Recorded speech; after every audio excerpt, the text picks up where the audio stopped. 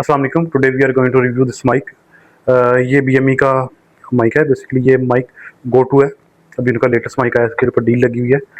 तो सबसे मज़े की बात यह है कि इस वीडियो की जो रिकॉर्डिंग है वो इसी माइक के थ्रू हो रही है। तो आप खुद भी आइडिया लगा सकते हैं कि इसकी वॉइस कितनी अमेजिंग है, कितनी अच्छी है, कितनी बुरी है।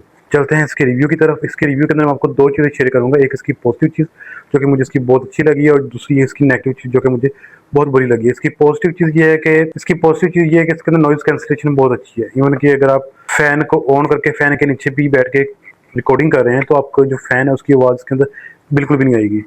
या अगर आप ऑफिस के अंदर रिकॉर्डिंग करना चाह रहे हैं या फिर आप रोड साइड पे आउटसाइड रिकॉर्डिंग करना चाह रहे हैं तो उसके लिए ये बेहतरीन है। और अगर हम इसके नेगेटिव पॉइंट की बात करें तो बेसिकली दो हैं। एक इसके अंदर नेगेटिव पॉइंट ये है कि इसकी जो वॉइस क्वालिटी है मुझे कोई बहुत ज़्यादा इंप्रेसिव नहीं लगी।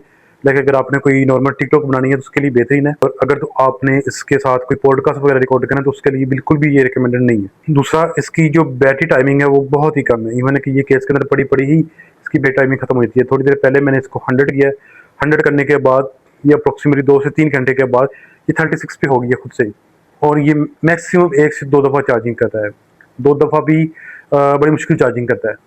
बिकॉज इसके केस के ऊपर तो लिखा, बॉक्स के ऊपर लिखा हुआ कि ये अप्रोक्सीमेटली 4 से 5 दफ़ा करेगा, लेकिन ये मैक्सिमम 2 दफ़ा ही करेगा। स्टिल ये वॉइस, जैसे मैंने आपको कहा कि ये वीडियो इसी माइक के साथ रिकॉर्ड हो रही है, तो आप खुद से डिसाइड कर सकते हो कि इसकी आवाज़ आज तक सही पहुंच रही है, नहीं पहुंच रही।